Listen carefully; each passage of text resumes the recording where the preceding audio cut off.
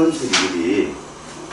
선술하는 게 뭘까? 내용을 미리 한번 보고 다음에 방황을 좀 줄여보자.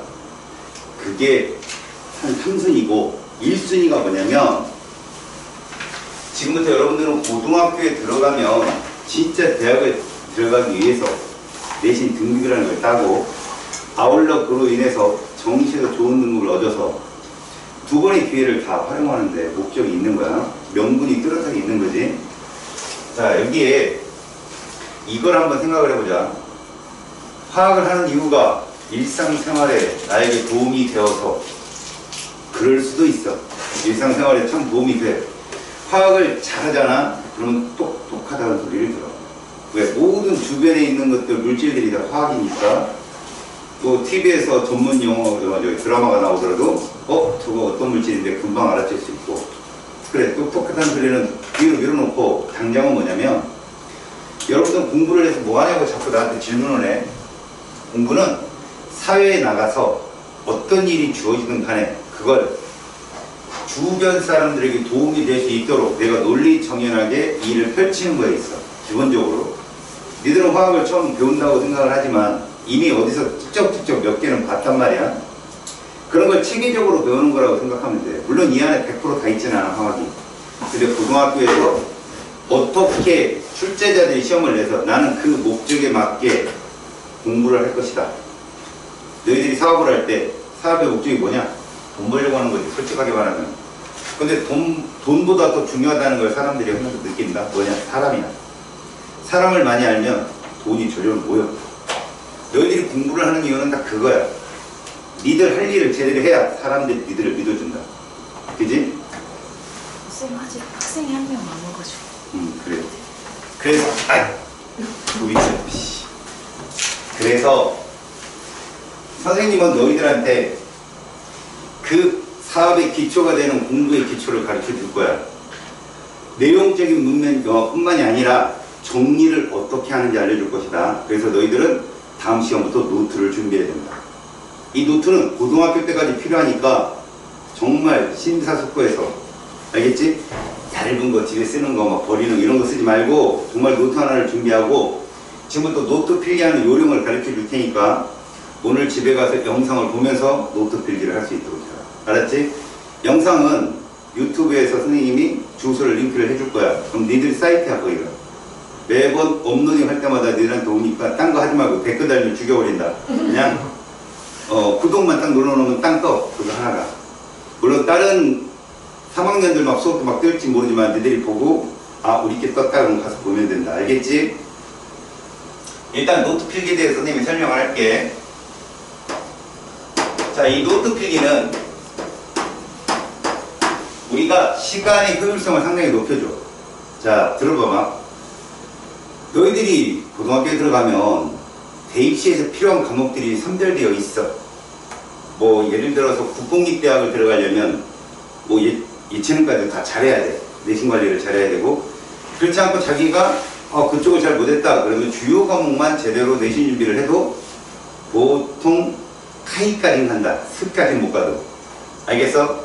그러면 그런 대학들이 원하는 과목을 니들이 최소한 운영을 잘해야 되는데, 그렇게 따지면 니들은 누구냐? 그룹 회장님인 거야. 니들 산업 계열사에 뭐뭐 있어? 국어라는 회사도 있고, 영어라는 회사도 있고, 수학이라는 회사도 있고, 화학, 사회 참 다양해. 그런데 어느 회사 하나가 부실 경영으로 보도가 났다. 그 그룹은 흔들리는 거야.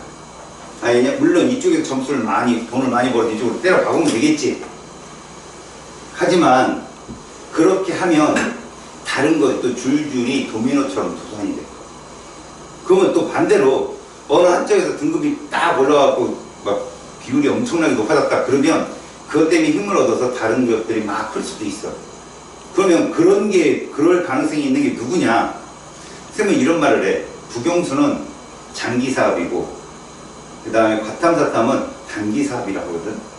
너희들은 이쪽 과학을 들러왔으면 일단 자연계열의 어떤 희망이 있는 거 아니겠냐? 그러면 이쪽에 단기 사업을 완벽하게 올려놓으면 장기 부분의 점수는 여유롭게 딸 수가 있는 거야. 그러려면 어떻게 해야 되느냐? 동일한 시간이 주어져서 그 시간을 가장 효율적으로 쓸 수 있는 방법을 배워야 돼. 선생님은 여기서 필기의 중요성을 알려줄 거고, 두 번째, 요점이나 이런 것들을 어떻게 정리하는 거 좋은 건가, 색깔을 쓰는 법을 알려줄 거고, 포스트잇을 사용하는 법을 알려줄 거다. 알겠지? 이 세 개의 과정을 너희들이 기초 과정에서 배운다고 생각하고 가면 돼. 또 하나, 이 필기는 어디까지 가져간다고? 고3 때까지 가져간다. 그러니까 글씨 아무렇게나 쓰지 마라. 알았어요? 정말 니들이 오래 볼 거니까. 중요한 건 자기가 봤던 것을 계속 반복해서 봐야 암기 효과도 좋고 이해 능력도 커진다. 알았니? 노트는 어떻게 준비하느냐? 노트를 한 장 딱 피면 이런 게 나올 거야. 겉껍데기. 그지? 하나 더 넘겨. 조금 부르주아처럼 쓰자고. 노트 필기는 여기만 한다. 오른쪽에만. 왼쪽은 비워놔라. 알겠지? 오른쪽에만 필기를 하고 무슨 색깔을 하느냐? 검은색 볼펜으로 해라. 다른 색깔은 절대 넣지 마라. 넣고 싶어도 넣지 마라. 형광펜 쓰지 말고. 니들은 초보다 아직. 검은색 볼펜으로 제목 적고 여유롭게 선생님 필기하는 대로 그대로 써라. 반 접어서 흥분해지 막내 아들처럼 쓰지 말고 여유롭게 써. 다 이유가 있으니까. 알겠지? 쓰고 넘기면 또 오른쪽이다. 알았니? 왼쪽 쓰지 마라. 노트 필기는 검은색 볼펜으로 하고, 그 다음 이렇게 필기가 끝난 이쪽의 역할은 뭐냐? 이쪽은 선생님이 내용 중에 이런 말을 쓸 거야. 참고. 이건 수능 때문에 쓰는 게 아니야. 내신 때문에 쓰는 거지. 내신에서는 학교에 따라 선생님들이 더 깊게도 가르쳐주는 학교가 있어. 그래서 이 내용을 여기다 적어놓고 지금은 이해하려고 덤벼들지 마. 나중에 가서 너희들 수업 들으면 또 있어. 이게 이 뜻이었구나 라고 알아. 알겠지? 참고를 이쪽에다 적어놓고 그 다음에 여기다 뭘 붙이느냐? 얘를 붙인다. 이건 선생님이 다 줄 거다. 이렇게 준비 안 해도 돼. 알겠지? 포스트잇은 무엇을 쓰는 거냐면 로직이나 아니면 스킬을 쓰는 거야. 여기다. 무슨 말이냐? 너희들이 화학을 공부해보면 알겠지만 기초반에서는 선생님이 거의 그런 스킬을 써주진 않아. 그런데 아니 활용법을 그렇게 막 활용시키진 않는데 나중에 이제 여러분들이 진짜 내신 직전반이나 정말로 문풀반을 들어가게 되면 이게 뭔 뜻인지 다 알아. 눈치가 빠른 사람들은 이미 문제 풀 때 이것이 어떻게 적용되는지 알거든. 할 수 있는 층을 해봐라. 알았지? 그걸 막진 않는다. 이 무슨 얘기냐? 재수하는 니네 이제 선배들이라고 니들도 재수할 수도 있겠지. 그지? 선배들의 얘기를 가만히 들어보면 화학이라는 학문은 개념이 20%야. 개념이 얼마 안 된다는 얘기다. 그럼 나머지 80%가 뭐냐? 문제풀이다. 이게 무엇을 의미하냐면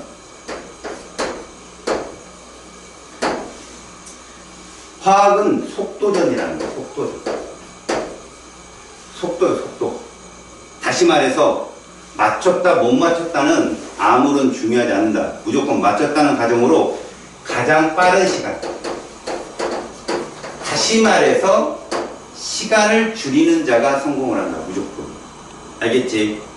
겁주는 게 아니라 고등학교에 가서 좀 뭐 디고나 뭐 쉬고 이런 데를 가면 시간이 없어서 다 못 풀고 나와. 무슨 말이냐? 원래 문제라고 하는 것은 상중하로 나눠서 이온 목적 분류표를 써서 쉬운 문제 몇 프로, 중간의 문제 몇 프로, 어려운 문제 몇 프로 이렇게 내는 게 정석인데 학교들에 보면 어느 학교는 공부를 잘하는 애들 좀 몰려있을 거 아니겠니? 그럼 거기서 1등급을 가르려면 무조건 어려운 문제를 거의 100% 채운다. 그렇다면 거기에 만약에 너희들이 떨어진다면 장난 아닌 거지. 그때는 완전히 고3들보다 더 어려운 문제들을 접하게 돼요. 그래서 선생님이 여기서 기초반을 가르쳐주면서 뭐를 할 거냐면 노트도 중요하지만 두 번째로 선생님이 해야 될 게 무엇이냐? 바로 이 방법을 알려줄 거야.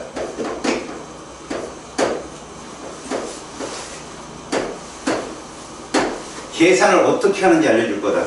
쉬운 예로 선생님은 소수점을 쓰지 않아. 소수점이 나오면 분수로 바꿔서 푼다. 알겠지? 그러니까 정수든 반정수든 이 분수가 반정수라고 한다. 이런 정수하로 쭉 늘려 쓰는 그리고 약분하는 식으로 다시 말해서 문제 제시되지 않은 숫자를 새로 니들이 계산에 넣지 않는 방법으로 가르쳐 줄 거야. 알겠니? 그러니까 니들은 아마 여기서 공식대로 문제를 푸는 일은 하나도 없을 거야. 알겠지? 공식대로 풀지 않는 것이 얼만큼 속도가 빠른 것인가. 왜? 그걸 이용하려면 이해가 돼야 되거든. 알았지? 그러니까 여러분들이 여기서 와서 단순하게 기초 개념만 듣고 간다 이게 아니다. 기초 개념은 기본이고 문제가 출제됐을 때 어떤 문제? 이런 문제. 계산이 나오는 문제를 정량적 문제라고 하고 그리고 그냥 개념만 뭐 어떤 핵심 개념 뭐 최초의 합성선수가 뭐냐 이렇게 물어보는 것들이 있지. 그런 걸 정성적이라고 해요. 정성적은 학원을 안 다니거나 그 다음에 저쪽 멀리서 뭐 그냥 자기가 어디 안 구석에서 막 수업을 배운 사람들 있지. 예를 들어서 그런 거야. 이 정량적 계산법 선생님이 가르쳐주는 방법은 재수생들이 배우는 거다. 알았냐? 다시 말해서 니들이 운이 좋은 거야. 여기 앉아있는 게. 어디 가도 니네 학교 가도 그렇게는 안 가르쳐줘. 그러니까 너희들이 정말로 여기서 내가 못 알아들으면 끝이다라고 생각하면 돼. 전국에서 제일 쉽게 가르쳐줄 거니까 계산을 어떻게 하는지 알겠지? 그 계산법 반드시 캐치해가. 알았냐? 명심해라. 그 다음 이제 선생님 수업하면서 계속 추가 설명을 해주겠지만 이제 너희들은 문제집을 활용하는 방법을 배울 거야.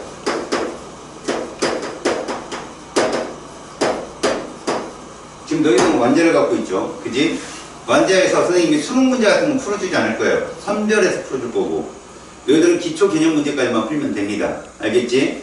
그리고 자기가 더 풀고 싶다 그러면 뒤쪽 풀어도 되고요. 그건 막지 않겠습니다만 우리가 시간이 있잖아요. 기초 개념반의 시간. 뭐 지금 시작했는데 수능 끝나고까지 계속되면 웃기잖아요. 그죠? 그래서 단기간에 끝내야 되기 때문에 문제집 활용은 기초 개념 문제까지만 할 거고 대신 약속을 하나 합니다. 잘 들으세요. 문제집을 활용을 할 때 우리 그냥 일률적으로 이 색깔로 정합시다. 파란색 볼펜.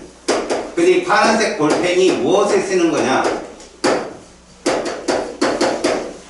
이 두 개를 활용해서 문제집을 풀고요. 샤프는 어떻게 하느냐? 여러분 거기 OX 문제라든가 뭐 서술형으로 써야 될 문제 있죠? 그런 건 연필로 쓰십시오. 대신요, 개념 문제를 보면 거의 이렇게 되어 있습니다. 1번하고 문제가 쭉 있으면 동그라미 1번, 동그라미 2번 이런 식으로 쭉 써 있을 거예요. 맞죠? 연필로 답을 여기다 체크하지 마세요. 알았지? 이 뒤에다 체크하십시오. 그리고 V자를 쓰는데 이렇게 쓰지 마세요. 연습하세요. 좌측 우측 똑같이 또박또박하게 V자를 체크하는 연습을 하세요. 내 말 듣고 알았지? 봤더니 여기다 체크하는 것도 모자라 이러는 사람 있어요. 두 번 다시 이 문제 못 풀어요. 여러분들 알았어요? 이 문제집은요 3번, 4번은 풀어야 돼요. 이게 기본이 되고 나서 다른 문제집을 풀었을 때 느끼게 돼. 알겠지? 쌤 말을 잘 듣고 번호에다 절대 체크하지 말고 뒤쪽에다 체크하십시오. 어떻게? 이렇게 체크하시고요. 그 다음 보기 문제도 마찬가지야. 뭐 보기가 있는 문제가 있으면 돼요. 보기는 뭐를 주느냐? 기억, 니은, 디귿 이런 거. 그래서 1번에 기억, 2번에 니은 이렇게 있으면 요 뒤에다 체크합니다. 뒤에다 이렇게. 알았어? 그리고 채점을 해옵니다. 채점을 하는데 틀렸죠? 맞았으면 건드리지 마세요. 동그라미 색연필을 칠하지 마세요. 틀렸으면 파란색 볼펜으로 여기다 점을 찍어요. 이렇게. 끝이에요. 이게. 알았어요? 파란색으로 점만 찍어놔. 그럼 니들이 문제를 풀 때 파란색 점이 찍힌 건 뭐야? 틀린 거니까 다시 볼 수 있게 돼요. 알았지? 문제집 깨끗하게 푸세요. 마지막에 시험 보기 직전에 막 날려 풀고 시험지 뜯어서 먹고 뭐 그래도 상관없어요. 대신에 한 번을 대할 때는 깨끗하게 대하세요. 알았지? 두 번째요. 문제를 풀다가 내용 모르면 앞에 거 보죠. 그죠? 앞에 거 보죠. 보지 마시고 뭘 보느냐? 노트를 봅니다. 노트에 그 내용이 있으면 자 파란색 볼펜으로 밑줄을 치든지 별표를 하든지 여러분 파란색은 누구 거야? 완자 겁니다. 알겠죠? 앞으로. 알았지? 파란색 볼펜은 완자 거야. 알겠냐? 그래서 여기 만약에 내용이 없다 그러면 이 완자 교과서에 찾아가지고 쓰세요. 써놓으시라고. 틀린 거는. 뭐만지 알겠지? 자, 노트의 파란색은 누구다? 완자입니다. 앞으로. 알았지? 문풀 하다가 선생님이 니들이 질문하면 노트에 여기 있는데 이 부분 체크해. 혹은 이거는 포스트잇에 스킬이 있는데 이 스킬을 이용해서 풀어. 그러면 거기다가 스킬 어떤 내용이 있을 거 아니에요? 파란색으로 점을 하나 찍어 놓으세요. 왜? 나중에 또 찍을 거니까. 맨날 찍어요. 보세요. 아, 이 내용이구나 계속 보게 됩니다, 여러분.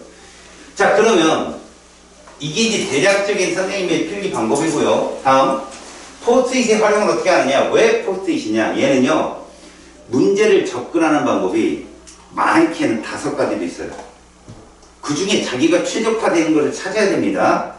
선생님이 알려주는 방법은요, 학교나 풀이법, 전공법을 보면 막 X로 놓고 Y로 놓고 미지수를 최대한 배제한 거예요. 제가 가르쳐주는 방법은. 그 포스트에 있는 내용이 어떻게 시험에 이용되는지 알려면 문제풀이 할 때 노트에 있는 포스트를 떼서 책상에 붙여놓고 보는 겁니다. 아셨어요? 그리고 다 봤으면 떼서 다시 노트 위치에 올려놓으세요. 알겠어요? 그래서 포스트잇은 왔다 갔다 움직일 수 있어야 되고요. 다음, 지금 이제 첫 시간이라 제가 말을 안 하는데 이 노트를 필기할 때 있잖아요. 맨 위에는 그 포스트잇 있죠? 이런 거. 인덱스 같은 거요. 근데 이거보다 좀 큰 게 있습니다. 알죠? 여기도 큰 게, 그게 대단원인데 대단원은 4장이 필요합니다. 화원은 4장이 있어야 돼요. 요 위에다 4장을 서류철하듯이 붙이세요. 알았지? 그리고선 이 끝부분 많이 나오게 하지 마세요. 끝부분 약간 나오게 하십시오. 알겠어요? 그래서 되도록이면 자기가 색깔을 정해놓고 그 색깔을 딱 붙이는 게 좋아요. 알겠죠? 그리고 여기다 이거 안 써도 됩니다, 여러분. 로마 숫자로 뭐 1단원 이런 거 안 써도 돼요. 왜요? 4단원밖에 없는데 4개 구분 못 하겠어요? 충분히 구분할 수 있고요. 그 다음 이 밑에 단원 여기는 사실 요런 인덱스를 붙입니다. 뭘 때 붙이느냐? 자기가 특별히 어려운 단어. 알았죠? 특별히 어려운 단어는 여기다 숫자를 조그맣게 써서 붙여놓으세요. 그리고 이쪽은 그 이때 활용합니다, 여러분들. 여기다 더 작은 인덱스. 알았지? 그러니까 비워놓으세요. 특히 인덱스 붙일 때 0.5cm 이상 나오게 하지 마세요. 왜 나오면 나중에 뭐 찌그러지고 굽히고 알죠? 뭔지? 넣었다 뺐다 하면 작살나는 거 조금씩 나오게 만드세요. 알겠습니까? 그 요령입니다. 이렇게 되면 노트 필기까지 선생님하고 했어요. 우리가 기초반에서 할 수 있는 거 뭐냐? 검은색과 파란 색깔이에요. 여러분들이 빨간색을 접하려면 니들이 공부를 잘하거나 이 녀석들 봐라 내가 놀래거나 그러면 이제 막 테스트라는 걸 또 보게 됩니다. 보면 이제 이거는 저 고등학교 2학년 형들이 이제 실전반이겠죠? 저는 수업 시간에 바로 이게 쪽지 시험을 던져요. 막 가르쳐주고 툭 던집니다. 그리고 시간을 잽니다. 스타벅스. 맞았다 이게 아니에요. 1분 3초를 못 풀었다 그럼 틀린 거예요. 그러니까 수업 시간에 발바닥에 땀나고 손바닥에 땀나요. 수업을 할 때. 좋은 시간이었으니까 정신없지 마. 욕먹고 그죠? 툭 던지고 1번 탁 걷고 10점 욕질하고 정신 안 차려 모이고 또 1번 그 저는 영상을 제작할 때 여러분들은 그냥 녹컷이잖아요. 쭉 롱컷으로 지금 찍는데 고3들은 다 중간에 편집을 해야 돼요. 고2들은 알겠어요? 고2 고3들은 그래서 여러분들은 저렇게 하려면 사실은 이 포스트잇을 굉장히 활용해야 돼요. 그때 당시에도 저한테 한번 들었던 친구들은 노트를 가져와 보면 그 포스트잇이 어떻게 활용되는지 다 쓰여집니다. 없는 친구는 그때 막 써야 되겠죠. 그지? 그러니까 여러분들이 미리 이쁘게 잘 써서 노트 필기나 이런 것들은 제가 한 달 동안은 감시를 합니다. 어떻게 했는지 쭉 보고 그리고 교정도 해주고 그렇게 할 거예요. 알았지? 자, 그러면 이제 교과서 쪽으로 한번 들어가 보자.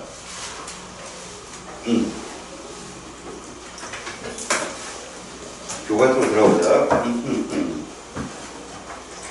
진이 누구야, 진? 진아도 두 가지 너한테는 장단점이 있는데 단점이라 하면은 기초 문제가 안 나온다는 거야, 기초에. 네? 기초 문제가 안 나와. 그러면 이제 장점 뭐냐? 기출이 나가기 때문에 점수는 잘 나올 수 있어. 똑같이 나오니까. 대신에 속도가 빨라진다. 너는 스킬 잘 봐라.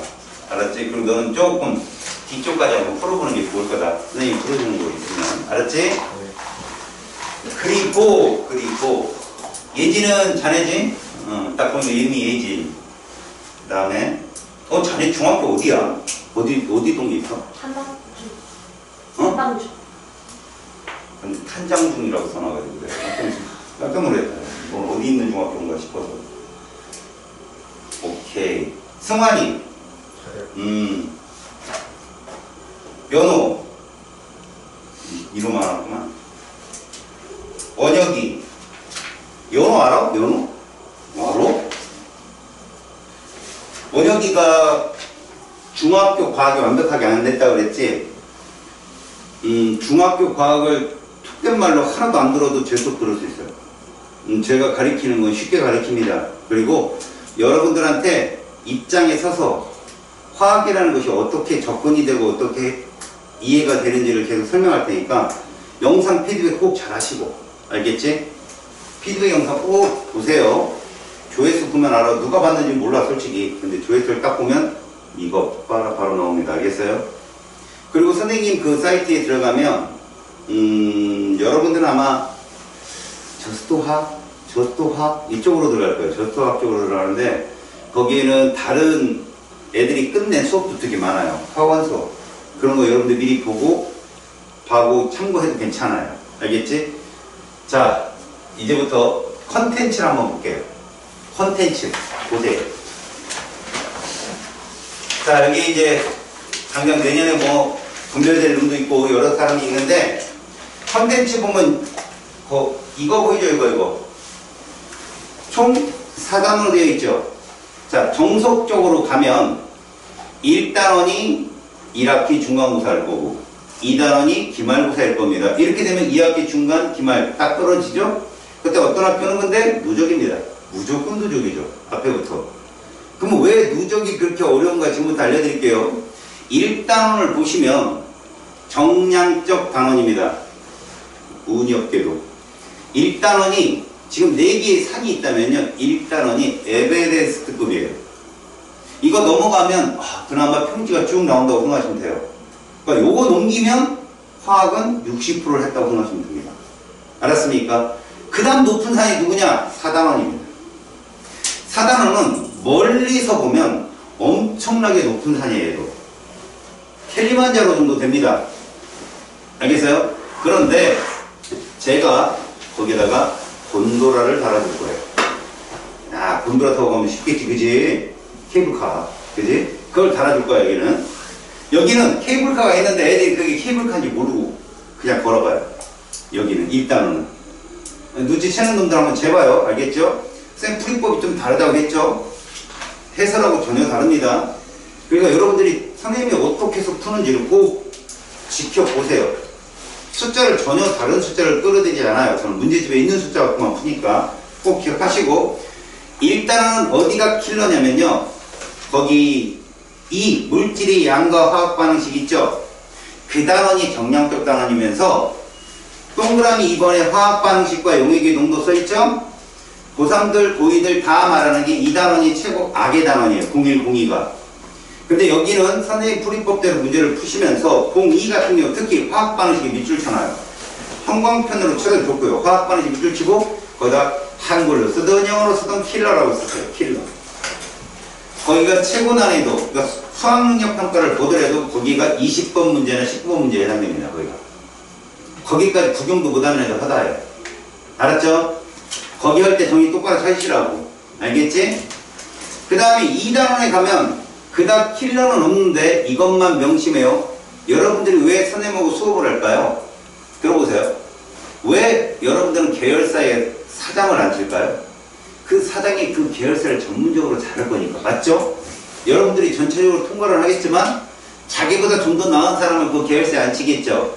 여러분들이 화학을 저한테 들으러 온 건 화학을 깊이 있게 재밌게 가리키는 건 사실 뒤에요. 첫 번째가 뭐냐? 그 많은 양의 화학을 시험에 나오는 사람들은 과연 어디까지만 출제하고 어디까지만 뭐 하는지를 알려보는 겁니다. 아셨어요? 왜? 그게 단기간 효율이 좋으니까. 그것에 따른다면 1단원이 어느 학교든 다 어려운데 1단원이 만약에 만점이 많이 나왔다, 그럼 2단원 굉장히 어렵게 됩니다. 2단원은. 그건 당연한 거예요. 등급을 바꾸려면. 그럼 여기도 마냥 어렵게만 낸다면 마냥 어렵습니다. 여기 논리적 사고가 들어가거든요. 그래서 제가 거기까지는 다루진 않을 거예요. 일반적인 보편적으로 다루겠지만 분명 여러분들이 기출문제 같은 거 보면 이 단원도 굉장히 어려운 문제 많아요. 알았지? 그러니까 참고는 해두시라고. 내가 왜 선생님 저 문제 안 다뤄지지? 라고 혹시나. 이거 내가 그냥 높아지면서 하는 얘기예요. 그럴 친구들은 거의 없었어요. 여지껏. 알았어요? 저 선생님 왜 이렇게 저렇게 어려운 거 안 다뤄지지? 니들이 아직 때가 안 된 겁니다. 알겠지? 그 다음 3단원 가보세요. 3단원은요. 2학기에 여기를 100점 못 맞는다? 그럼 1등급 기대하지 마세요. 3단원은요. 처음 배우는 화학을 하는 친구들도 100점이 가능한 단원이에요. 그만큼 선생님이 구조식이나 이런 것들을 특별한 방법으로 가르쳐 줄 겁니다. 알았어요? 그것만 제대로 아신다면 여러분들이 이쪽은 가볍게 100점을 맞거나 만약에 하나 틀린다면 자기가 자기 머리를 쥐어박을 정도의 쉬운 문제를 틀리게 됩니다. 여기는. 알았지? 그럼 관건이 어디야? 4단원인데 어디냐? 거기 동그라미 1번에 산염기 중화 반응이라고 써있죠. 03번에. 거기 밑줄 치고 킬러라고 쓰세요. 거기가 제일 어려운 파트입니다. 미지수까지 등장하면 어렵죠. 그래서 선생님이 어느 정도의 접근은 케이블카를 다 태워다 주는데 마지막에 구름다리가 있어요. 여러분. 구름다리 건널 수 있죠? 근데 밑에 쳐다보면 어때요? 몰라 무섭죠? 그런 문제가 있습니다. 요즘 트렌드로 나온 문제들. 하지만 선생님이 알려주는 케이블카를 쭉 탈 줄 아는 사람은 이 구름다리도 재밌게 넘어갈 수 있어요. 알았어요? 그러니까 여기가 그런 두 가지 유형이 존재해서 좀 어렵다라고 얘기해 주고 싶습니다. 여러분들이 지금까지 본 게 화원의 끝자락까지 다예요. 그래서 어디에서 내가 힘을 쏟아야겠다라는 거 당연히 1단원입니다. 오늘 하는 단원은 그닥 어렵지 않은 단원인데 그 뒷단원부터 이제 좀 정신을 차리셔야 될 겁니다. 알았지? 꼭 선생님이 필기하는 대로 이쁘게 잘 해갖고 다음 시간도 노트 잘 갖고 와봐. 알았어? 자, 그리고 이따 쉬는 시간에 선생님이 그 포트잇을 나눠줄 테니까 니네 전화번호를 적어줘. 그래서 내가 니네한테 링크를 보내주거든. 자기가 대부분 컴퓨터로 영상 보는 친구 흔들어봐. 컴퓨터로 보는 친구. 그러면 메일을 적어줘. 메일로 주소를 잡아줄게. 만약에 여기 유튜브 들어가면 컴퓨터로도 볼 수 있잖아. 구독을 눌러놓으면 그 사이트를 갈 수 있거든. 그러니까 그렇게 해서 가도 괜찮고. 알았어? 자기 전화번호만 적어주고 이름만 적어주면 내가 링크를 보내드리겠습니다. 알겠어요? 오케이. 자, 우리 첫 스타트부터 뭐라고 되어 있어요? 화학의 첫걸음이라고 되어 있어요.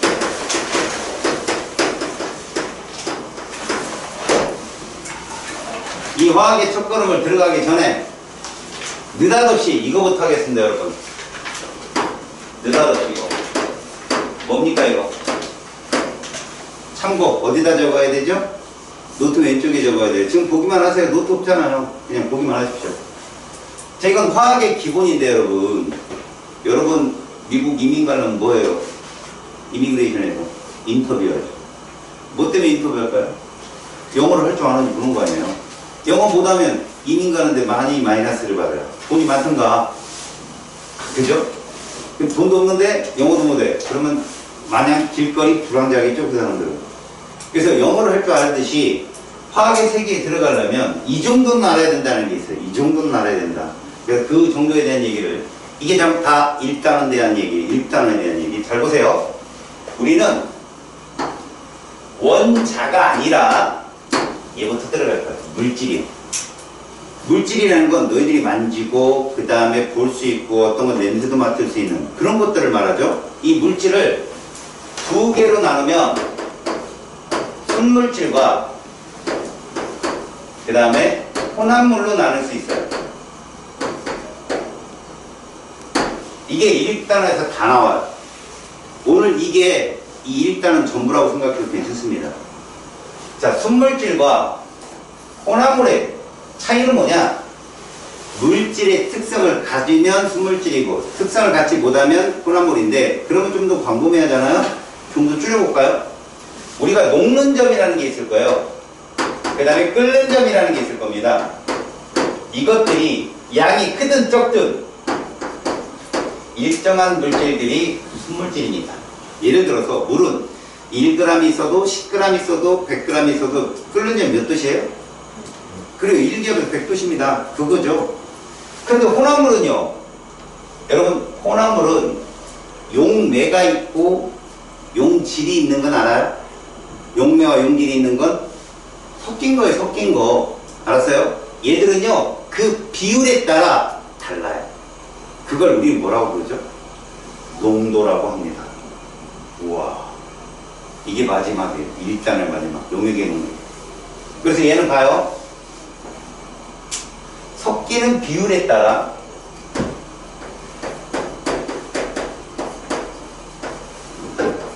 뭐가 다르다? 녹는 점, 끓는 점이 다르다. 다시 말해서 진할수록 끓는 점이 높습니다. 이해하죠? 그래서 여러분 순수한 물에다가 화상을 입는 것보다는 찌개에다 화상을 입는 게 훨씬 더 큰 피해를 입어요. 알죠? 찌개가 훨씬 높은 온도에서 끓거든요. 그렇죠? 자, 그렇다면 이제 우리가 실질적으로 하는 거 화학에서 들어가는 거예요. 순물질은 다시 두 개로 나뉩니다. 이제부터 여러분들은 화학식을 보게 될 거야. 화학식을 보면 친해져야 될 애들이 있고요. 그닥 친하지 않아도 될 애들이 있습니다만 이 교과서에 나오는 애들은 좀 친해지세요. 알았지? 근데 걔들이 다 뭐예요? 영어로 되어 있죠. 이제 그것들을 최소한 다 외우진 못하더라도 얘는 이런 물질이고 얘는 이런 물질이라고 구분할 줄은 알아야 됩니다. 먼저 이런 애들이 있어요. 원소라고 불리우는 놈들이 있어요. 물질인데 원소. 이 원소는 원자 원소랑 다른 거예요. 알았지? 우리가 예를 들면 앞으로 이런 화학식을 볼 텐데 주의점입니다. 이 밑에 첨자 안 쓰면 얼마죠? 안 써 있으면 숫자 얼마예요? 그건 알고 있죠.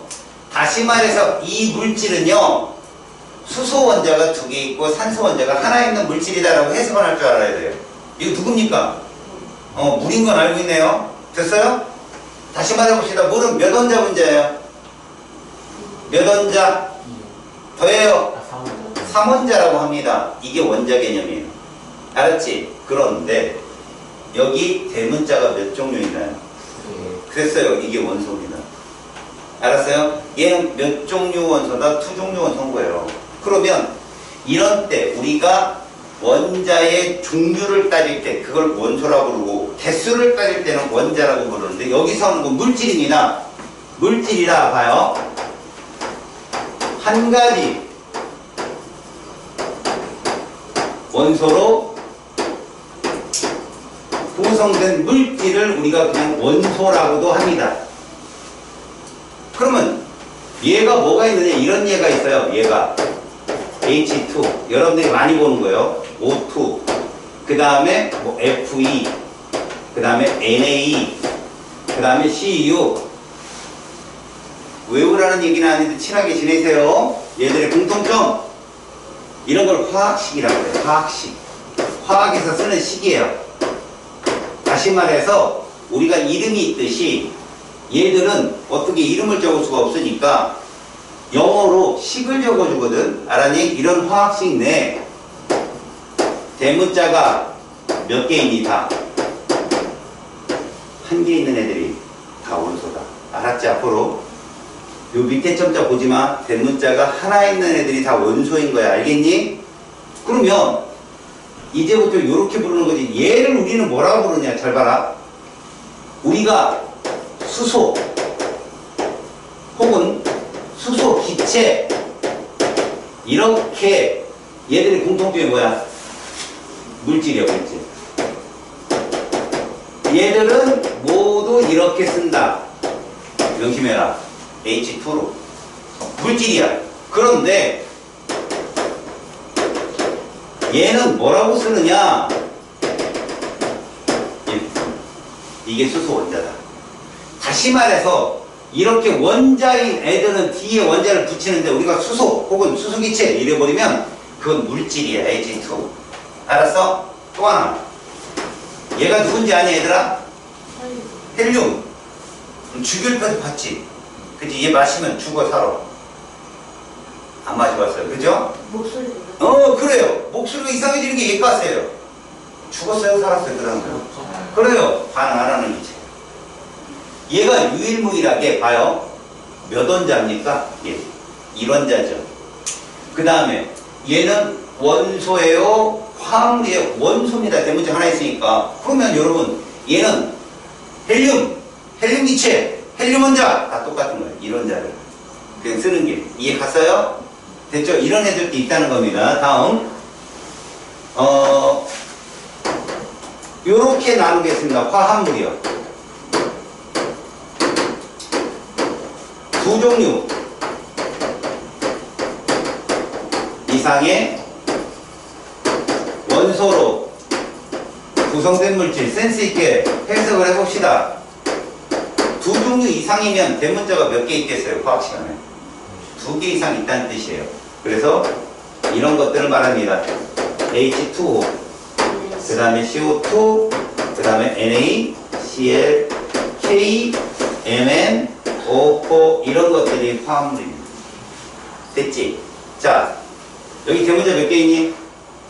2개 있어. 여기는 2개, 여기도 2개, 여기는 3개. 이런 애들이 다 화합물이다. 됐지? 그리고 이 화합물 중에 분자를 찾는 방법도 쉬운 방법을 알려줄 테니까 지금은 원소가 있고 화합물이 있구나. 그래서 앞으로 1단원 들어갈 때 어떤 물질이 딱 써서 쟤는 원소다, 쟤는 화합물이다. 이것도 학교에서 나온다. 알겠지? 선생님이 슬쩍 알려주는데 나온다. 이것도. 알았죠? 자, 그럼 혼합물. 아하. 이거 강구하고 나왔다는 니는 작살난다. 혼합물은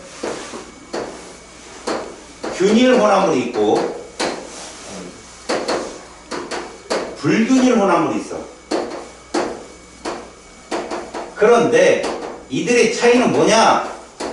균일은 말이야 맑아. 균일은 맑아.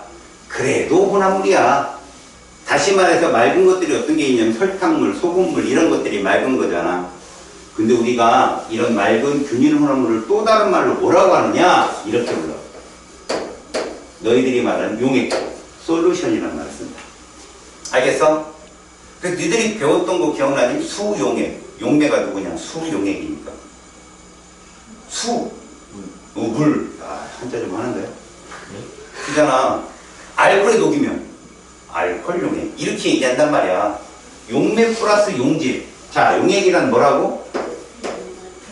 그래, 용매 플러스 용질이야. 균일 혼합물의 특징이야. 얘들만 이런 말을 써. 그럼 니들이 많이 아는 용액, 용맥 플러스 용질이 이런 게 제일 많지. 소금물, 그럼 용매가 누구야? 물이고 용질이 소금이잖아. 얘를 이렇게 안 부르지. 염화나트륨 수용액이라고 하지요. 여러분들한테는. 그래서 애들이 다 균일 혼합물은 액체만 있는 줄 알아요. 공기가 있어요. 공기 뭔지 알지? 78%가 어떤 기체야? 선생님이 이렇게 질소 쓰면 얘 말하는 거야. N2. 알았지? 여기에 누가 섞이는 거지? 아르곤이나 산소나 이산화탄소나 이런 것들이 섞여 있는 거야. 그래서 기체 용액도 있다는 얘기고. 다음, 너희 청동기 시대 알지? 청동 누구의? 구리에 주석이 섞이면 청동이 된다. 이게 고체 용액이다. 알았어? 이런 것들 우리는 뭐라 부르고? 합금이라고 하거든. 합금. 알겠니? 황동. 참고로 황동. 구리에 아연이 섞인 거거든. 이러면 좀 알아듣기 쉽나? 노쇠. 혹시 벌써 1월 1일이니까 작년이네요. 작년에 자기가 한정식을 먹어본 친구 흔들어봐요. 요즘 힘드니까 가정이 형편도 힘들면 못 먹으러 가죠.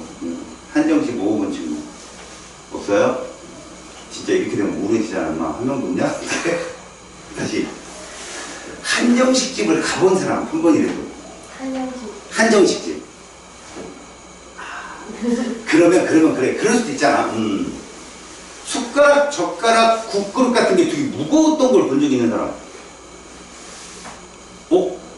국그릇도 막 어떻게 돼가지고 무겁고 막 밥그릇도 무겁고 근데 노란데 빛나고 그래 비빔밥 그릇 그거 맞아 그거 노쇠야 그것도 이만한 거 막 좀 비싼 집 가면 그게 노쇠인데 되게 비싸 그거 황동이야 이것도 합금이고 알겠니? 요런 것들이 고체 용액이야 이게 무슨 용액이고? 기체 용액이고 그러니까 용액이라는 걸 배운다 너희들 우리 화원에서는 액체 용액만 배우거든 그 용액의 특징을 모르면 큰일 나 무슨 말이냐 이거는 한 용액 내에서 이거야 균일 혼합물이란 한 용액 내 농도가 모두 동일한 것들을 균일 혼합물이라고 하는 거야 개념만 잘 들어봐 야 이 교실에 니들이 4명 있어 이 교실을 반으로 딱 쪼갰는데 2명 있대 그게 균일 혼합물이야 알겠니? 만약에 이 교실을 4분의 1로 쪼리는데 니네가 1명 있어 이게 균일이라고 이해 갔어? 그거 원리만 알면 뒤에서도 공식 하나도 안 필요하다 알았니? 됐죠? 자 불균일은 누구밖에 없느냐? 이거밖에 없어 니네 석유는 아는데 원유는 모르게 원유 알아? 원유 아냐고 석유가 원유야 알았지? 그리고 북아메리카나 캐나다 같은 데서 러시아 같은 데서 뽑아지는 원유는 시커매 니들이 알고 있는 거 근데 중동, 아라비아 이쪽에서 나오는 원유는 노래 달라 색깔이 구성 성분의 함량이 달라서 그게 불균일이라고 알겠지? 기초 잘 적어놓도록 해라 알겠지? 이제 이거 가지고 출발을 할 것이야 자 첫 번째가 누구냐 화학과 우리 생활이다 이제 지우고 이제 기억 속에서 딱 스캐닝 해놔 알았지? 뭐 스마트폰 있으면 찍어놓던지 떴는데 아 됐어 괜찮아 야 지울 거야 얘네 머리에 찍어 스캐닝 자 저장해 이것만 기억해 대문자 하나를 뭐라 부른다고? 원소 대문자 2개 이상 있으면 화합물 그것만 기억해 알았어? 딴 거 기억하지 말고 자 첫 번째 화학의 유용성은 의식적으로 들어갈 거야 핵심만 딱딱 적을 거니까 나머지 문제를 풀다가 뭔가 더 적어야 될 내용이 있다면 보충해라 알겠지? 먼저 여러분들이 봐야 될 게 식이다 식 뭐의 해결? 식량 문제 해결 자 식량 문제를 해결하는데 여기서 알아야 될 게 하나 있어 화원에서 알려주는 식량 문제는 얘야 곡식 미트가 아니라고 고기 같은 게 아니야 곡식이야 니네 곡식은 많이 생산 다량 생산이 가능하려면 무엇이 많아야 되는지 잠깐 설명을 하는 거야 곡식들은 말이다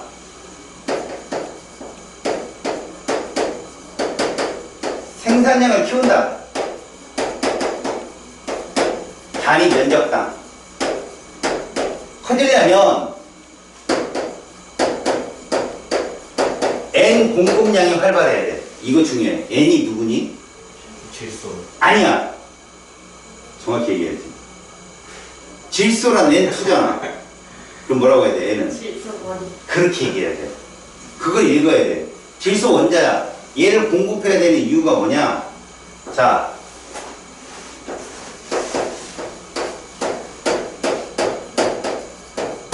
생장 속도도 빠르게 무슨 얘기냐 생장이라는 건 얘들이 여기 생명과학 듣는 친구 손 들어봐 읍지 이거 세포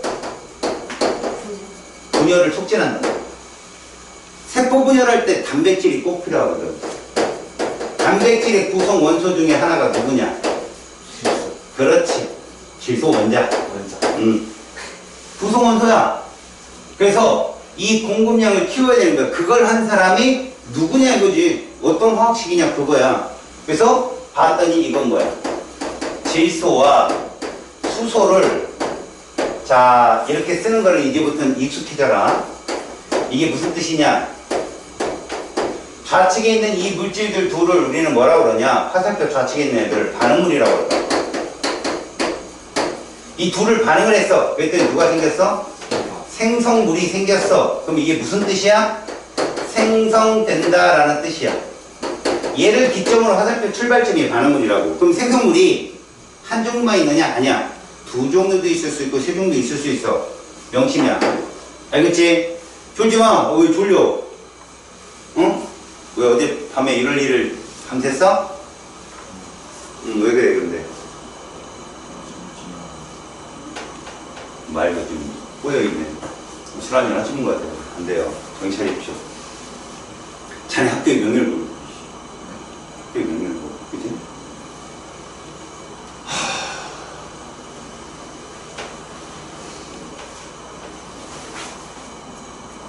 자, 봅시다. 야, 근데 자네는 지금 2학년 올라가는 거야. 응? 고등학교 2학년 가는 거 아니야, 지금? 근데, 넌 학교가 개정이 됐구나.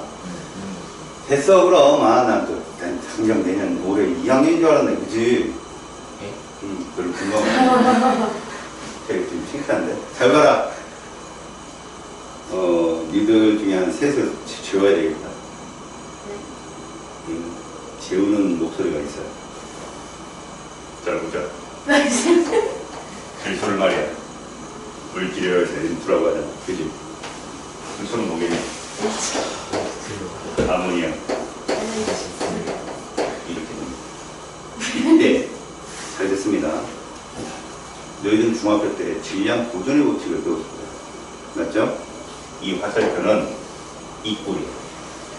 좌측의 반응물과 우측의 생성물이 질량이 똑같아야 된다는 이론이 들어있어요. 여기 질소원자 몇 개 있습니까? 네. 자, 이때 선생님이 너희들한테 약속할 때 안에서 아래 천자 건드리지 말라고. 이건 사람이 팔이 몇 개 있습니까? 네, 두 개요. 깜짝 놀랐네. 두 개 있죠, 사람은. 네. 머리는 몇 개 있습니까? 하나요. 그렇죠. 너희들이 만약에 여자 인형이든 사람이 된 인형을 만들려면 팔은 두 개가 있어야 되고 다리도 두 개 있어야 되고 머리는 하나 있어야 돼요. 그걸 표시한 게 아래 천자예요. 이 물질은 이래야 된다고. 근데 이 아래다가 2 쓰고 요 3 바꿔갖고 6 쓰고 이러면 사람 인형 만드는데 머리 두 개 달고 막 이러는 거랑 똑같은 거라고요. 이건 절대 건드리는 거 아니에요. 물질 구성 원자 수는 앞에다가 2를 쓰면 질소 원자가 두 개 되는 거예요. 맞지? 네. 질소 원자가 두 개 되는 거예요. 이걸 사람으로 따지면요. 사람이 두 명이면 머리가 몇 개예요? 두 개일 거 아니에요. 그런 거랑 똑같다고요. 근데 수소 원자가 몇 개가 됐나요? 6개. 6개가 되었죠. 그럼 여기다 뭐 쓰면 돼요? 3이요. 이러면 개수가 완성됩니다. 알았죠? 미정계수법 이런 게 아니라 원리대로 보시라고. 이런 식으로 풀어내는 게 80%입니다. 그럼 저 개수를 1대 3대 2는 우리가 뭐라고 칭하느냐? 질소 하나와 수소 3개가 만나서 암모니아 몇 개 만들어진다고요? 2개요. 그럼 개수가 줄어요, 늘어요? 늘어요. 어휴. 네. 하나, 셋 합쳐서 둘 됐으면 줄어요, 늘어요? 줄어요. 이 구문수학입니다.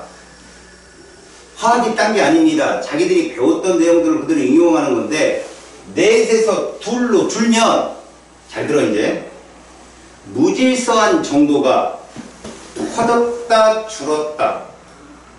그대로다는 아닌 건 알지 지네. 무질서함이 4에서 2로 가면 줄겠냐 늘겠냐. 그냥 센스대로 말한 대로 줄겠죠. 줄겠다라고 얘기할 수 있지. 이게 지금부터 이제 이 세계에서 말이 통하는 법이야. 무질서다는 말이 그거야. 야, 놀부의 집 자식이 몇 명 있어? 없어. 희잖아. 동화에 걔 자식 있다고 나왔어? 없잖아. 흥분의 집 자식은? 네. 12명이고 확실해요? 아니요. 예, 많다죠. 자식이 많다잖아요. 어디가 무질서할까? 어느 집안이? 흥분애가 무질서하겠죠. 정신없지. 애들 한번 뭐 밥 달라고 한 번 외쳐도 열 몇 명이 막 밥 달라고 할 텐데. 다시 말해서 숫자가 줄어드는 걸로 가면 무질서도가 감소한다 하는 거예요. 이해 갔어요? 그런 말들을 그냥 알아두라고요. 그럼 여기까지 누가 이 식을 이용해서 누가 학어가 이걸 만들었어. 그래서 이걸 무슨 법이라고 한다? 합어법이라고 합니다. 자, 여러분 지금 제가 무슨 말을 하는 거냐면 식량 생산량을 증대시키기 위해서 질소를 공급하는 방법을 발견한 사람들을 지금 설명하는 건데 도대체 질소는 대기 중에 78%인데 왜 식물들이 이걸 이용을 못할까요? 질소 엄청나게 결합이 단단해요. 질소를 직접 섞어 쓰는 애들은 콩가루 식물밖에 없어요. 콩 알죠? 콩. 콩을 여러분 운동장이 지금 우레탄으로 되어 있죠, 여러분들. 근데 우레탄 싹 벗겨버리면 뭐 있어요? 땅이죠? 그 땅이 마사토예요, 마사토. 바람 불면 먼지 휙 일어나는 거. 이런 걸, 기름지다고 그래요? 아니라고 그래요, 그건? 아니죠? 이런 거를 보통 우리가 산성토양이라고 해요. 알았어요? 거기다 식물 심으면 다 죽습니다. 알겠지? 근데 콩은 자라요. 콩은 거기다 심어도 자랍니다. 왜? 콩은 땅속의 양분을 쓰지 않고 공기 중에 질소를 끌어들입니다. 누가? 뿌리혹 박테리아. 들어봤지? 처음 들었어요? 이름 참 웃기잖아요. 뿌리혹같이 붙었다 해가지고 뿌리혹 박테리아의 세균입니다. 걔가 공기 중에 질소를 식물이 흡수할 수 있는 형태, 이온의 형태로 바꿔놔요.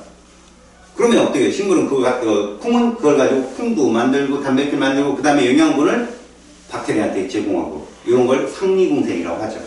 이런 식의 놈들 제외하고는 모든 식물은 땅속에서 얻어야 돼요. 그럼 땅속에 질소 성분이 많아야 되는데 그걸 인위적으로 인간들이 공급해 줄 수 있는 방법이 비료입니다. 그래서 요걸 요렇게 바꾼 사람, 이 사람이 바로 보슈예요. 보슈. 그래서 합업 보슈법이라고 합니다. 질소 비료를. 근데 너희들은 그냥 합업법 이렇게 하죠. 그러면 이 질소 비료는 질소 성분을 어떻게 갖고 있느냐? 이런 형태로 갖고 있습니다. 이건 그냥 여러분들이 그림처럼 보세요. 이온입니다. 이온. 암모늄 이온. 얘는 질산 이온 이렇게 불러요. 살아있는 생명체들은 무언가를 흡수할 땐 다 이온의 형태로 흡수해요. 그래서 예를 들어 그래요. 임산부가 빈혈이 많을 수 있거든요. 그래서 그냥 보건소를 가면 공짜로 철분을 줘요. 철분 5, 6만 원 합니다. 한 통에. 그리고 여학생들 특히 빈혈이 많은 친구들이 철분을 많이 먹는다고 그래요. 그럼 여러분 생각해 봅시다. 철분을 많이 먹는다고 자전거 살 때 같은 거 의격의격 씹어 먹겠어요? 아니에요. 철가루를 먹는 게 아니라 철 이온을 먹는 거죠. 그걸 이제 음료수에 들어있으면 뭐라고 그래요? 미네랄이라고 그랬어요. 미네랄. 알았지? 야, 이온 음료 뭐요? 대박. 포카리스. 아, 포카리스 베타. 좋지. 또. 프라우드. 뭐? 파워에이드. 파워에이드. 그렇죠. 부처님이니까. 어? 프레파. 아, 또 그 여신이 선전하는 거죠. 네. 거리에 타가지고 파는 그죠? 그럼 개또라이 이런 애들 있잖아요. 그죠? 이런 애들이 일반적으로 이온 음료예요. 알았습니까? 그런 것들이 저런 이온을 사람한테 섭취해 주는 건데 여러분 걔들 카피 문구가 대부분 뭐예요? 물보다 흡수가 빠르다라고 되어 있죠. 왜? 이온이 많으면 우리 몸이 더 급속도로 물을 흡수해버려요. 이온이 많아요. 알겠어요? 그래서 바닷물 먹으면 죽는 거예요. 애들이. 쭉쭉 빨아들여서 갈증이 더 심해져서 죽습니다. 알았습니까? 지금 여기까지 배웠죠? 자, 야사 하나 알려드릴게요. 하버과학자 멋있죠? 지금 인류를 엄청나게 살려냈는데 이분이 사실은 이거 만들 때 이분이 이 암모니아 합성법을 발견하는 바람에 50만 명이 죽었습니다. 1차 세계대전이 이것 때문에 일어났거든요. 그러니까 그때 도이칠란트죠. 제1차 세계대전 독일이 일으켰잖아요. 도이칠란트 공화국이. 걔들이 화약을 제조해야 되는데 암모니아를 얻을 수 있는 방법이 없어갖고 전국에 공고를 한 거죠. 암모니아 합성법 발견하면 나라에서 적극 지원해주겠다. 근데 하버와 그 와이프가 연구소를 운영하고 있었는데 적자에 허덕였단 말이야. 근데 하버라니까 머리도 좋으니까 얘가 막 연구를 해야지 이걸 만들어냈어. 근데 와이프가 반대하죠. 이거 분명히 갖다 주면 TNT 원료로 쓸 텐데 트리니트로톨루인이에요. TNT 원료로 쓸 텐데 그러면 세계 전쟁이 일어난다. 거기에 우리 이름이 찍히는 거 원치 않는다. 근데 막상 지금 막 뭐 먹고 죽으려도 없는 양식도 없고 돈도 하나도 없으니까 이 사람이 갖다 냅니다. 그래서 전쟁이 터지죠. 터지고선 한 며칠 있다가 와이프가 자살해요. 얘는. 근데 이 사람은 슬퍼하면서 그죠? 출세 바도를 달리죠. 그러다가 2차 세계대전을 누가 일으키죠 또? 독일 누구? 히틀러요. 맞아요. 히틀러. 그때 이 하버가 굉장히 높은 직급에 있었어요. 근데 히틀러가 불러줘. 그러니까 가서 하이 히틀러 뭐 이랬을 거 아니야? 그러니까 늘 팬이지. 네. 끌려. 추방. 오스트리아 빈에 내려 돌 맞아 죽었어요. 마지막 인생은 좀 기구하죠. 그런데 이 사람이 만든 이 암모니아 때문에 50만 명이 죽었는데 현재는 100만 명이 살아남습니다. 그러니까 동기는 어쨌든 간에 결과론적으로 좋아서 이 사람을 배우는 거죠. 하버 보시고. 알았습니까? 식량 문제 해결됐습니다. 이거 정말 많이 나와요. 그래서 여러분들이 이게 어떻게 시험 문제에 출제되는지를 봐야 돼요. 질문. 이 화학 시간에 원소 몇 개 있어요, 원소. 이 화학 시간에 원소. 자, 중요한 거. 몇 종류 원소가 존재합니까? 라고 했을 때는 이거 읽는 거 아니에요. 몇 종류? 두 종류. 질소하고 수소. 화합물은요? 한 종류. 이렇게 얘기하면 된다고요. 이거 뭐예요? 경험치죠, 여러분들이. 아, 저거 저렇게 얘기하면 되는데 모르면 원소 몇 종? 앞에 1, 앞에 3, 4개 이제라 틀리고만. 그거 개수인데. 알았어? 야, 저 교실 안에 사람 있나 봐. 사람이 있는데 이러지. 사람 4명 있는데 이런 말은 안 하거든. 사람이 있는, 안에 누구 있냐 그러면, 사람은 없고 걔만 있네. 뭐 이런 식으로 얘기하는 거죠. 알았어요? 출제자 의도에 따라 답을 하는 방법을 배우는 게 기초반이야. 알겠니? 할 수 있겠지, 여기까지? 자, 이제 봐. 식량 문제 해결에 밑에 되게 많아. 뭐, 곤충도 먹자. 꽃도 먹자. 고기도 가두리 하자. 그렇구나 하고 넘어가. 알았지? 우리는 벌써 곤충 먹잖아. 뭐? 번데기. 맛있는. 그쵸. 먹고 있잖아, 지금도. 꽃! 여러분, 꽃 먹어본 적 없죠? 진달래죠. 우리가 그랬다니까. 우리는 미래의 그 꽃이 먹거리를 다 하고 있단 말이야. 진달래 엄청 처먹었다. 엄청 먹었죠? 먹을 게 그밖에 없으니까. 봄이 되면 진달래가요, 잎이 나기 전에 꽃부터 피워요. 그래서 먹기 참 좋습니다. 그렇다고 막 엄청 달고 이건 아니에요. 그냥 먹을 게 없으니까 먹었어요. 맛있잖아요. 일단 먹었고, 그 다음에 가두리 양식이라는 건데 이건 남해안이 이런 데가 충분히 하고 있다는 거 알죠? 여러분들이 먹고 있는 우럭이나 회가 80%가 다 양식이잖아요. 요즘 회 먹어봤어요? 요즘에? 회. 뭐 먹었죠? 횟집에 가보면 우럭이랑 그 광어, 국민회 아니에요? 아마 80% 올랐어요, 지금 원가가. 지금 코로나 때문에 양식 쪽에서 양식량을 줄여갖고 엄청 올랐어. 어제 갔다 왔어요, 저 횟집에. 야, 광어회가 4점 있다. 나머지는 그 비싸다는 도미, 연어, 참치 이런 거 잔뜩 주고, 야, 우럭은 보이지도 않고. 야, 정말 바뀌었구나라는 느낌이 왔지. 그럼 가두리 양식을 한다, 이게 끝이에요. 이렇게 써놓고 만약에 그런 내용들을 니네가 이해 안 간다면 파란색 볼펜을 쓰면 됩니다. 밑에다가. 알겠지? 됐어? 자, 두 번째. 자, 이제는 이게 식이잖아. 그치? 그럼 의식주의 의를 배우는 거야. 의가 뭐야? 의복이지? 입는 거. 그래서 거기 뭐라고 돼 있어? 의류 문제. 의류 문제 해결. 자, 여기서는 정성적인 문제가 잘 나온다. 암기야, 암기. 일단 문제점이 뭐냐고. 식량 문제는 그래, 먹을 거 단위 헥타르당 많이 생산되면 좋지. 근데 의류 문제는 뭐가 문제냐? 얘를 알고 들어가야 되지. 우리가 입었던 게 이거야. 천연섬유. 자, 부자는 뭐 입어? 우리나라 전통적으로 양반들이 입는 옷. 아, 그렇지. 그걸 이제 유시가 말로 실크. 앤들 견? 뭐 이렇게 얘기해요. 개 말고 견 그냥. 알죠? 그 다음에 누가 있어요? 면. 목화. 그죠? 그 다음에 배. 알겠죠? 대 맞춰. 안 알죠? 300. 슬쩍 가지고 할 것 같아. 세순. 거기까지만 알려줄게. 네. 은근 관심 많네. 네? 네? 하면서 막 슬쩍. 이 배는 여러분 여름철에 할아버지들 알죠? 막 여기 이렇게 할아버지가 살려면 여기 긁히는 거.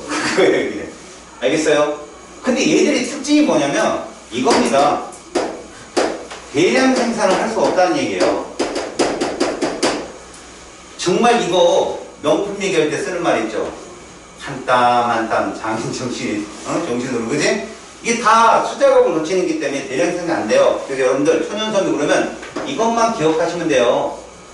천연섬유는 자 의도시죠? 선생님이 이걸 그리는 순간 흥분놀부 중에 누구 떠올라요? 흥분놀부죠. 기어 입는 거죠, 옷을. 귀하니까 형이 입는 거 동생이 입는 거 옆집 아저씨 뭐 이런 계속 입는 거죠. 알겠어요? 요런 것들 이것이 천연섬유입니다. 그런데 장점은 있죠. 이게 너무 좋아요. 이거 말고 배는 그치 물은 금방 젖어. 근데 금방 빠지지. 그냥 구멍이 많아. 면이나 이런 것들. 근데 면은 속옷에 여러분 아직도 입어요. 면. 알겠습니까? 그럼 우리가 의류 문제를 해결하겠다는 건 이거거든. 대량 생산을 할 수 있다. 그래서 거기에 뭐가 나오냐면 합성 섬유의 발견이 나와. 알겠어요? 자, 의류 문제 해결. 제일 첫 배. 뭐가 나온다? 합성 섬유 이렇게 나오죠. 그러면 여러분 요 합성이란 말 그냥 틀려 듣지 마라. 합성은 참고로 말하는데 우리가 석유화공업이라는 거 들어봐서? 석유화공업? 여러분 요즘에 자동차가 다 지금 내연 자동차가 내연 자동차에서 뭘로 바뀌어요? 전기 자동차로 바뀌죠. 뭐 오염을 방지하겠다. 그래도 석유는 계속 뽑아야 돼요 우리가. 왜? 니들이 입고 있는 이 모든 것이 다 석유화학 제품인데 자 보세요. 석유에서 나오는 것들 제품이 뭐 있느냐? 지금 배운 합성섬유, 그 다음에 합성수지, 이게 플라스틱이에요. 그럼 니네 신고 있는 운동화 합성품, 합성이 들어가는 것들이 다 얘들이야. 알겠지? 그래서 합성섬유 개발을 하면서 뒤쪽까지 쭉 당겨보고. 알겠지? 보이셨다 와.